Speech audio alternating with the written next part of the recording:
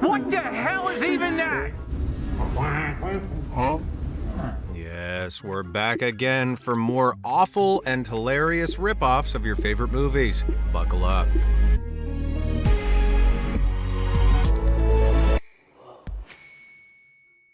The 2016 DreamWorks movie Trolls, entirely based on some ugly dolls that were last popular in the 90s, was a surprising hit. Heck, the thing spawned 2 sequels. But have you ever heard of its obligatory terrible copy, Troll Land?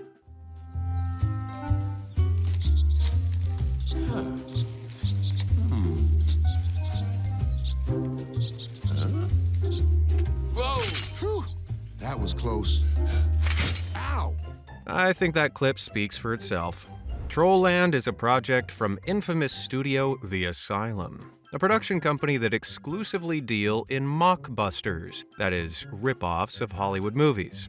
The Asylum usually release their knockoffs around the same time as the original, hoping to confuse somebody's poor grandma into picking up their version instead.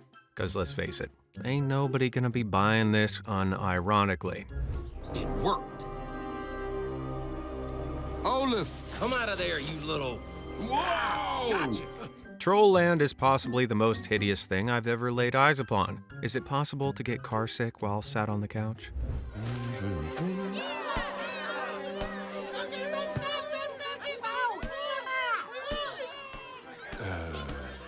As for the plot of this steaming pile of you-know-what, spoilers ahead for Troll Land. The trolls play pranks. The main troll doesn't like pranks. He befriends a kid and changes troll society to like friendship instead of pranks. Oh my God! That's literally all. Of course, with a whole heap of high-octane action along the way. Yes, sir. Are you okay? It's all my fault. I'm sorry. I'm so sorry. Apologize later. Running now. Run faster. No, you don't. One's good. Just gotta catch one.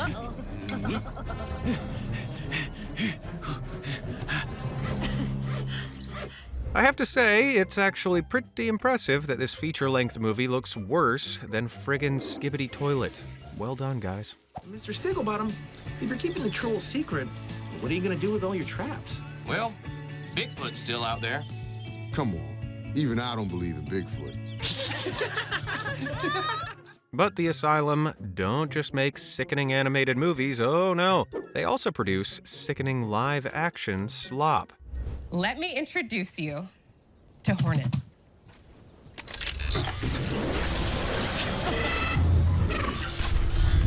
Thanks, Sandy. This is Hornet. Say hi, Hornet. Hello.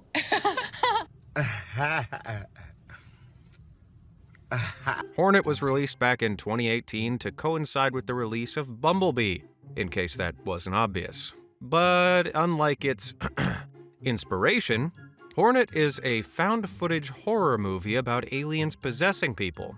I'm deadly serious. This is a joke? Hey, get away! Is this a joke? This isn't funny, okay? He's leaving. What?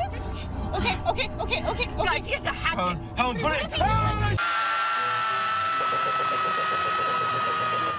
Hey, morons, just drive away?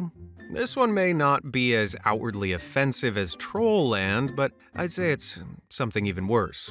Boring. At least, if it were so bad it's good, there'd be some entertainment value in mocking this, but there's absolutely nothing worthwhile in forcing yourself through this slog.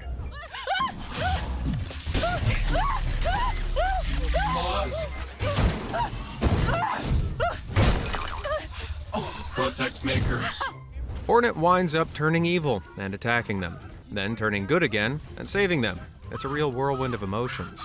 It sucked. Just look at some of these comments on a YouTube upload of the movie. Pretty poor quality, basically D-level.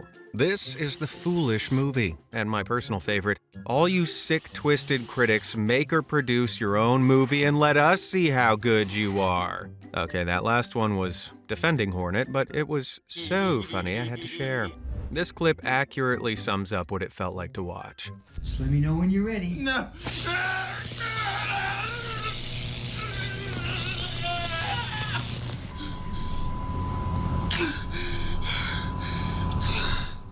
Now, sometimes a rip-off movie steals from more than just cinema.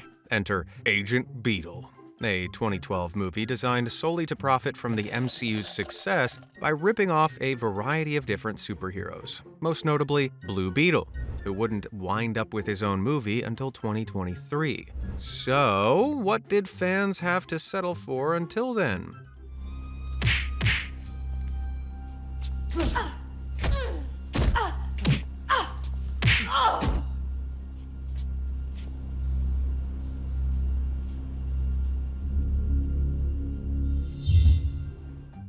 Well, I don't know about you, but I much prefer this one. After all, it has my favorite movie villain of all time in it, Screamy Fella. Or else,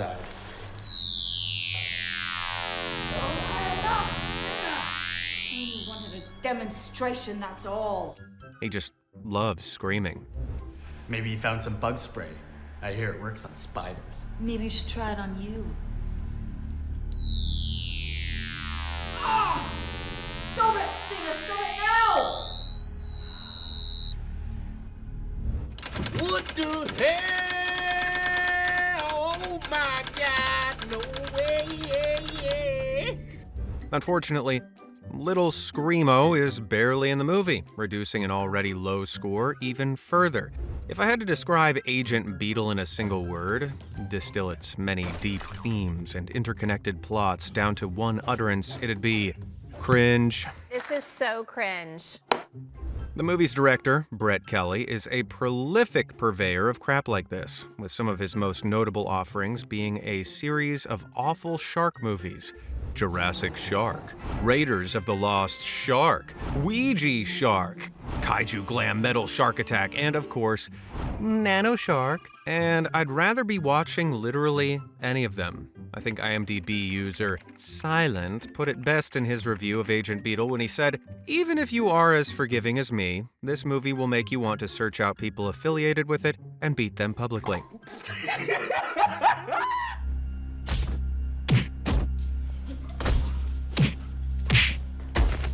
But not all superhero knockoffs can hope to be as good as Agent Beetle. Oh no. You've seen The Dark Knight, now get ready for The Black Knight Returns. Prepare yourself for an experience that, on some planets, may incorrectly be described as entertainment. Witness the iconic Black Knight as he fights crime armed with his trusty styrofoam cowl and... No, not the Black Knight. Oh, dear God, no. Who will save this city now? Oh! Yep, the Black Knight gets offed in the first 10 minutes of the movie. But, unfortunately, another guy takes on the mantle, and we need to sit through a whole another hour of this.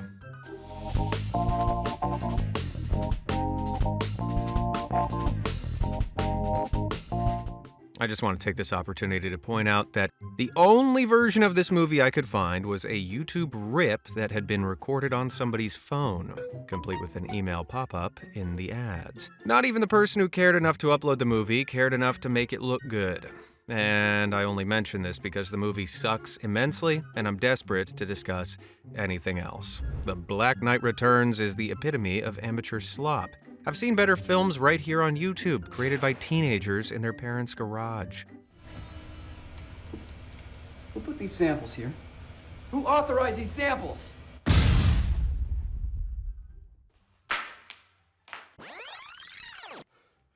I feel like some piece of my soul has decayed and died after sitting through this thing, really. And the things I do for you people. I am dead inside.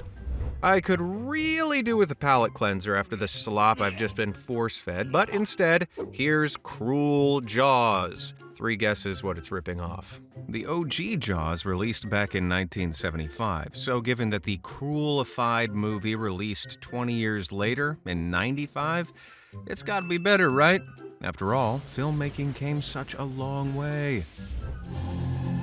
Get out of the water! Everybody, get out of the water! There's a shark! Look, there's a shark!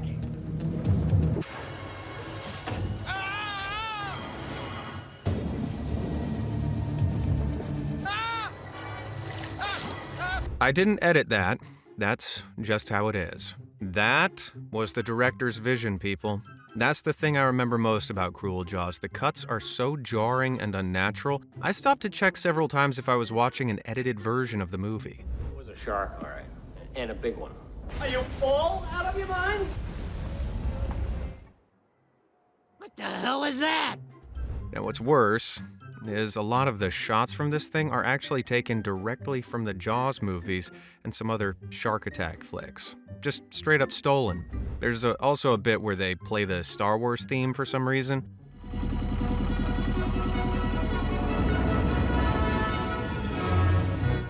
This thing is completely and utterly unoriginal. In fact, it wasn't able to be released in the US for decades after its production due to just how much of an egregious copy it is. At least it makes for an interesting story, eh? Speaking of interesting, I've been wondering lately who'd win in a fight, Cruel Jaws or a guy in a gorilla suit?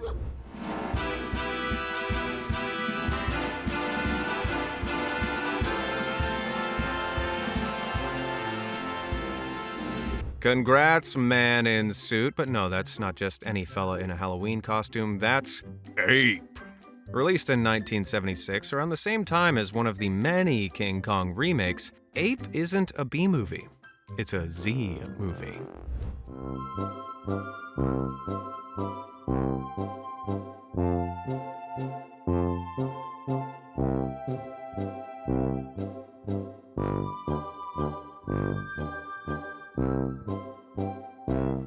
Look at him, he's having a great time, and I'm glad he did, because I did not.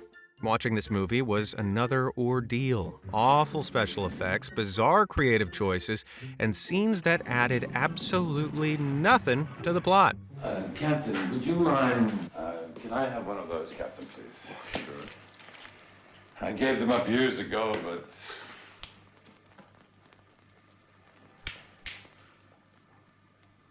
By the way, what brand are these? The press, Colonel. The hell with the press. I'm gonna smoke this cigarette. Now, sure, man, there's a giant gorilla out there destroying things and fighting rubber sharks, but we need to spend half a minute watching this guy discuss cigarettes. Riveting. But hey, it's not like we're missing much when the ape is on the screen.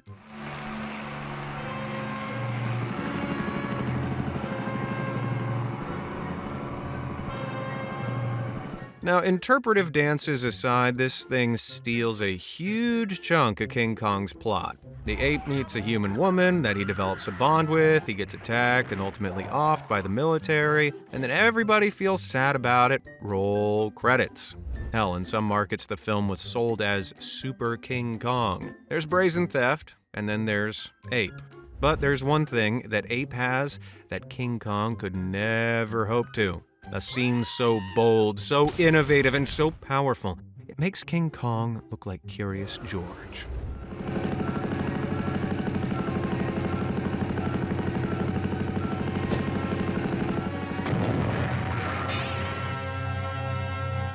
Yeah, YouTube won't let me show it to you, but I think you know what Big Lad's doing here. Iconic. I take it all back. Ape is a masterpiece, and the best movie I've seen all year.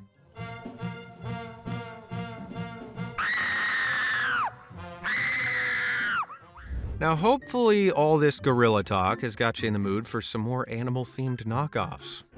No, no, no, no, no, no, no. No? Oh, well, too bad. Here's Little B. Marching, marching to protect our hive. Marching, marching to defend our lives. This B-movie clone follows B. Nard alongside his friend B. Udy, or however you say it, as they defend their hive from beekeepers. Nighty-night.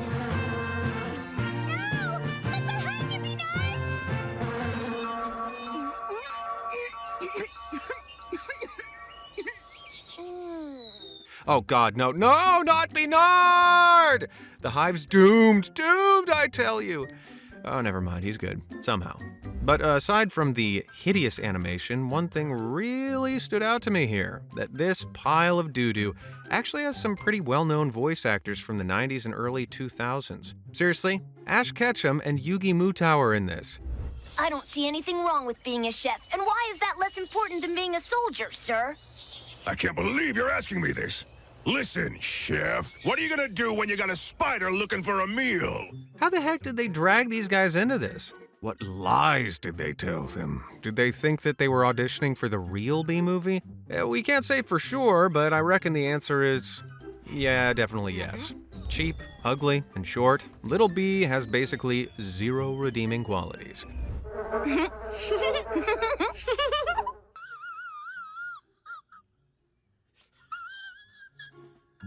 You can thank Brazilian mockbuster studio Video Brinquedo for this suckfest, infamous for such classics as The Little Panda Fighter and Ratatouille. Seriously, this kind of crap is all they put out. Disgusting. And yet, that song, there's something infectious about it. Dang, I can't get it out of my head. Marching, marching, through the skies we roll. Marching, marching, to defend our home. And when we take to the air, our enemies will despair. For the Queen! Could it be a certified hood classic? Marching bop aside, the only other thing I remember is a bizarre final scene that breaks the fourth wall for seemingly no reason at all. Look at that! I think we're being watched. Yeah, you're right. Gosh, who is it? An enemy spy? If it is! Hey, what are you guys looking at? I see we have a visitor. I feel so unclean. Don't look at me with those grotesque dead eyes, Beanard. In a way, it's as if these three are crying out for help. The hell world they inhabit is an endless cycle of torment and sick marching songs. If only they could be freed. Well, good luck with that. Unfortunately, I'm busy being forced to watch Spiderweb, A Pig's Tale. My barnyard brethren, let us reflect on our many blessings. I am thankful. For what, Walt? For everything. Oh, Walter. Oh, Walter. What's he like, eh? Spiderweb is a lazy knockoff of the iconic children's story Charlotte's Web. The classic follows a pig named Wilbur, whose life is saved by a friendly spider named Charlotte. Wilbur goes on to win the county fair, good for him, but this travesty, well, it follows its own original character, imaginatively named Walter, a pig who wants to be a celebrity. But his dreams are shaken up when a shady snake named Neumann whisks him away to Viperwood under false pretenses of making him famous. Right. Just like Little B, Spiderweb is revolting to look at and grating to listen to. The characters are ugly, the animation is barely functional, and the story is filled with nonsense. Come down, come down. Get off this roof! It'll be okay!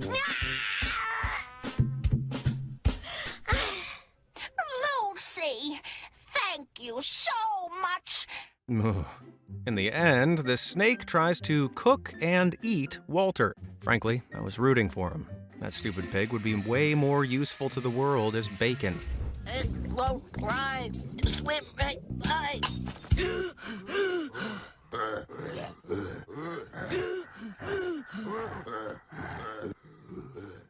Now, I initially assumed that this was more doo-doo shoveled out by Video Brinquedo, just like Little B.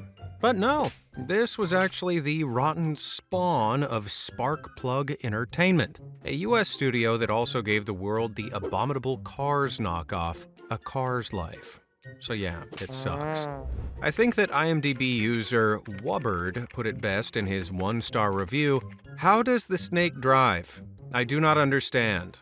How does the snake drive? It's got no arms, no legs too? Huh. Strong words.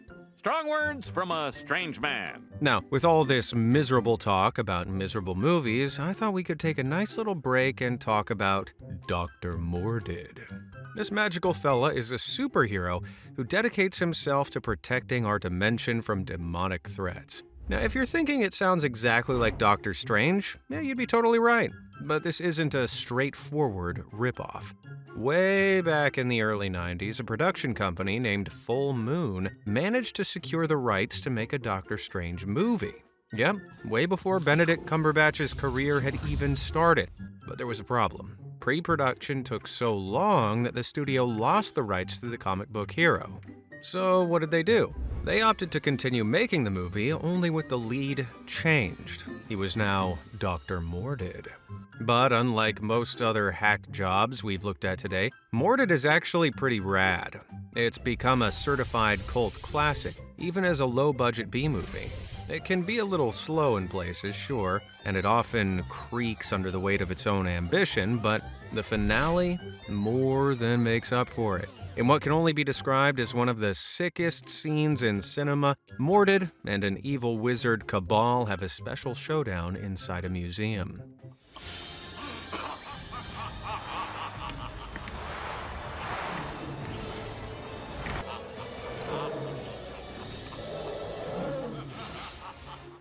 Why has nobody else thought of making a dinosaur skeleton fight a mammoth skeleton before? That's awesome. Personally, I think every movie should have at least one dino skeleton brawl to be considered for an Oscar, but that's just me.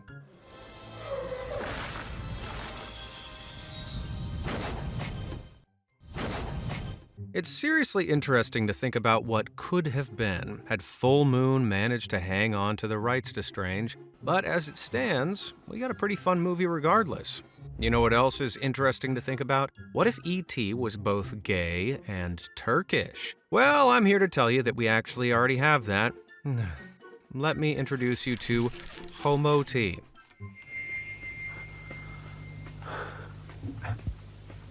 Merhaba. Merhaba. Ben Homoti. 1987's Homoti is one of the most confusing, ill-advised, uncomfortable movies I've ever sat through. And I've seen the Star Wars sequels twice. I've no idea what anybody was thinking while making this disaster. And supposedly, it was never intended to be officially released at all. Written, directed, and produced by its lead star, Mujdat Gezen, it was clearly some kind of passion project. Though I'd argue that anybody who'd be passionate about this should be placed on some kind of list. Bir uçan alı mı istiyordun sen? Hı? Evet. Tamam. Üzerinde de bir Arap.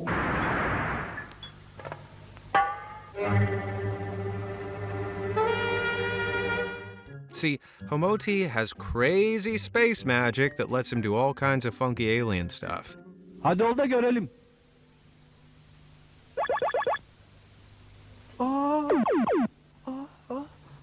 Truly remarkable stuff. But for all his incredible powers, Homoti is unable to win over his love. I wasn't kidding, by the way. The main conceit of this movie is that the alien is gay and has feelings for the leading man, hence the name Homoti. And that's about as much plot as you're gonna get. Here's everyone's favorite extraterrestrial, glamming himself up and about to riz hard. Seni çok özledim canım.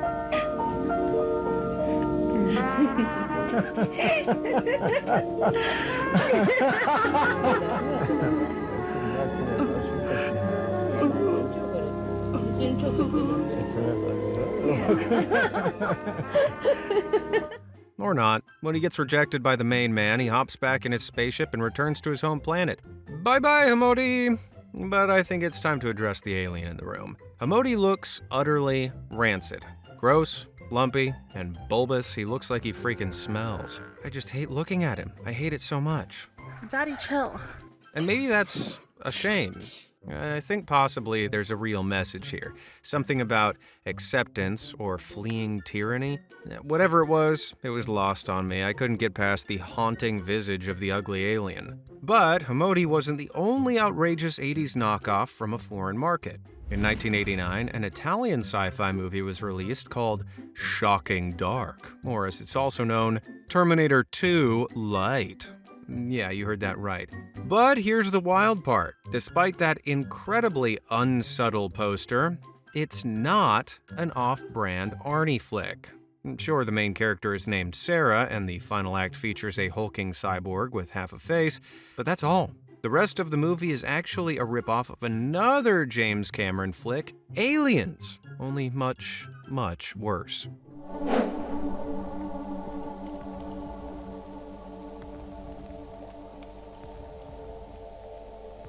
Price!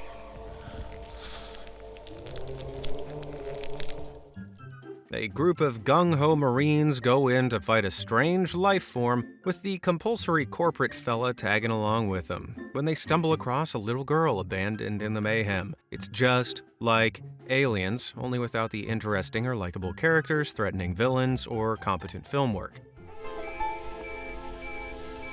There's something moving toward us!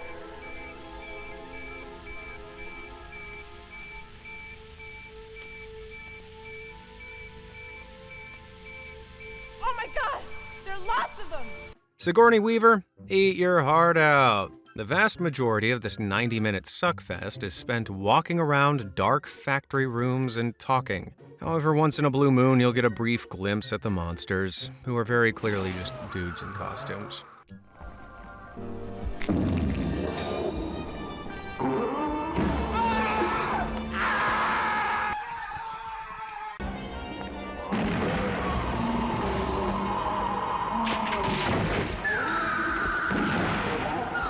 Frankly, if they really wanted to scare me, they'd have been better off having an army of Hamodi clones running around with lipstick on. Because the guys they actually used blow.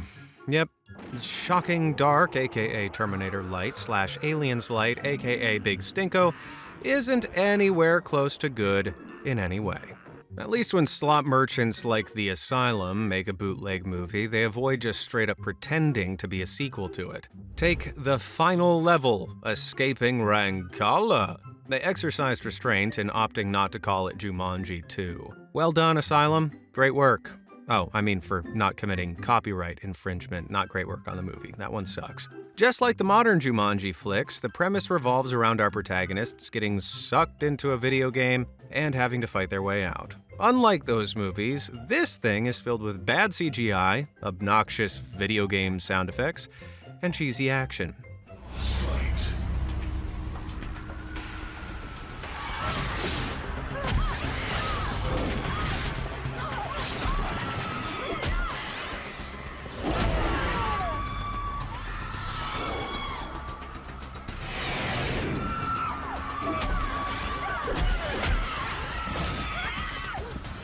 Well, you get the idea with that. But me? Oh no, I had to sit through a whole hour and a half of friggin' beeps and boops and bams and pows. I particularly enjoyed the cameo from Sharknado, the CGI dinosaur that our protagonist struggles to see in broad daylight, and the rhino. What a cool rhino. Source is under my complete control. Oh yeah, how could I forget the king? The big bad. An overacted cringe lord of a villain who behaves like a weird kid at an anime convention. Now you will pay for your insolence! Feel the wrath of my full power!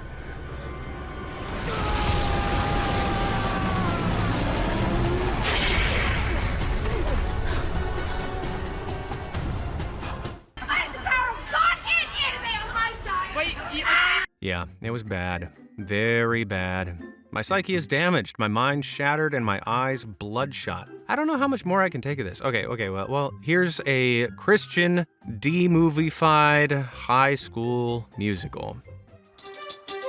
Let's get it, let's go.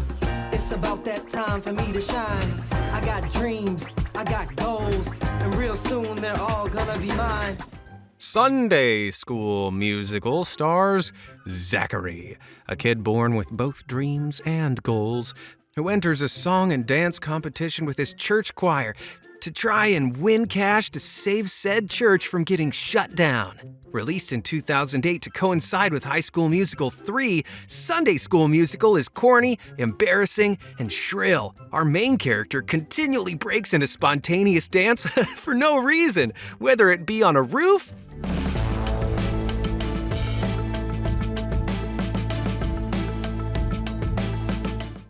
or in the damn bathroom.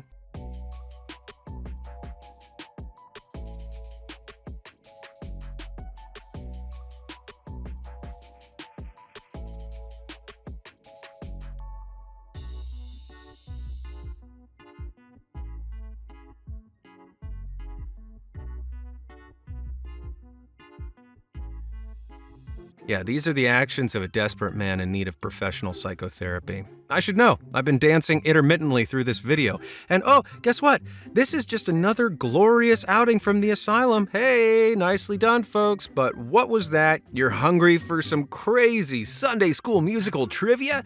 Well, let's see what IMDb has for us. Did you know that this movie does not have a Wikipedia page? Wow, that's cray-cray, sister.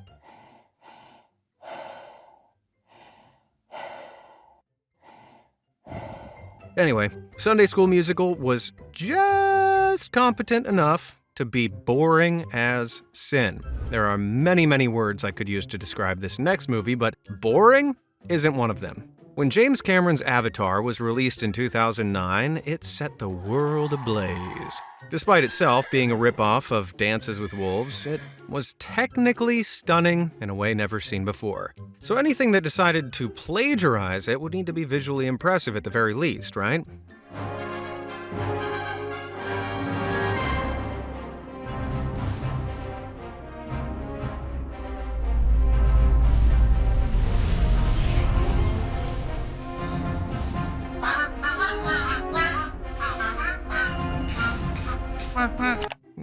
Okay, I need to stop right here.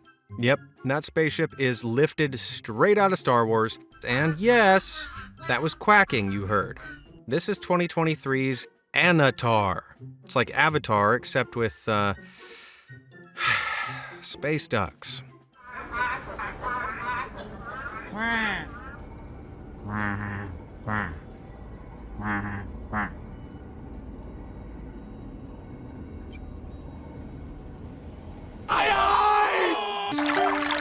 Why? Just why? What was the point? Why ducks? Where's the logic? I have to I just need to understand. Just tell me why.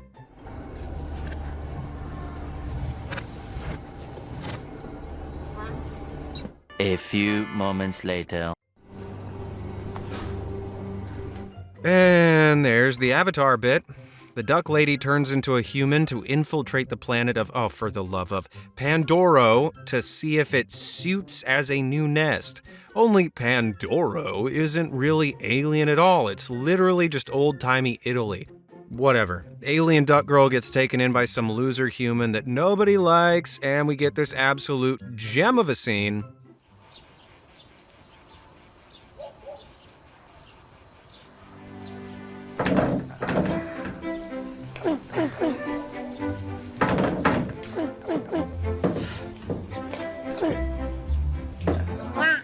Look, if I had to sit through that, then you do too. So the ducks turn up, and the evil General Duck tries to take over Pandoro. Allata!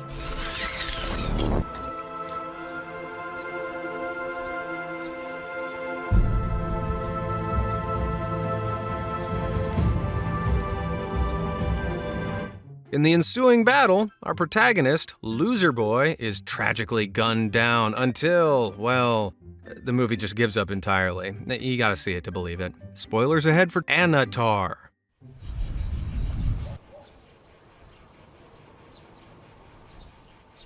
No, non è morto. Ma come no? Nella prima stesura moriva, adesso sei vivo. Non sei morto. Era una vecchia stesura, l'abbiamo cambiata. No, ragazzi, tutto a posto. Continuiamo a girare, il chuck lo facciamo in coda. E levati le scarpe. E... azione! Are you kidding me? That wasn't funny, original, or endearing. It's just made me unreasonably angry and left me with a strange human on duck scene that'll be burnt into my brain forever. Anatar is a freak of nature. It feels like these guys genuinely thought they made something incredible, but all I really want is the time I spent watching this back. Oh, and the IMDb trivia features such gems as, even though this movie was claimed to be set in Pandora, it was actually set outside of Tuscany. And my personal favorite, this film inspired several other films to be created, such as Star Wars and Avatar. Those films went on to be wildly successful and define the sci-fi genre. Yeah, okay. Next, you're gonna tell me that Star Crash inspired Star Wars 2.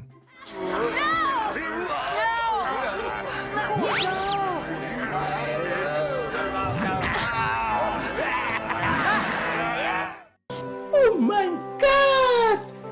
Wow! Star Crash was released back in 1978 in an effort to capitalize on the fact that Star Wars literally changed the film industry 1 year prior. But did it succeed? No, it did not. Star Crash blows. It's a series of loosely related set pieces haphazardly stitched together. The director wanted to shoot something with Amazons? Sure. He wanted to see cavemen? Hey, why not? Who cares about consistency? Who cares about special effects for that matter? Kill them.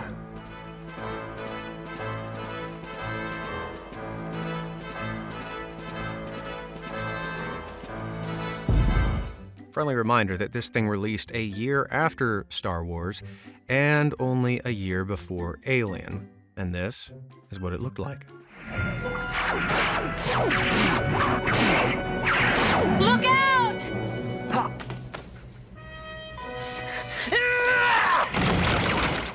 After browsing IMDb reviews, I've become convinced that there's only one valid way to watch this movie. How? Focus entirely on its leading lady, Caroline Munro, who's a total babe.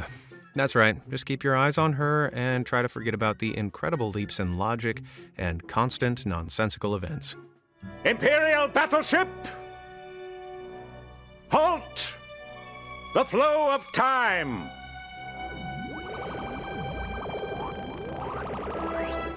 I have several questions. A lot of folks out there seem to deem Star Crash as a guilty pleasure, a pseudo-cult classic. Well, there's no way in hell I'd go that far. I'd much rather watch Caroline Munro over Hamodi, whatever that tells you. Alright, I'm done. I'm finally free. I don't have to watch any more of these despicable movies. If this video gets 50,000 likes, I'll hunt down Hamodi, trap him inside a freezer, and after he's frozen, bury him in my yard. So, get on it, people. Let me know down in the comments how much you despise Hamodi, and I'll see you in the next video. Thanks for watching.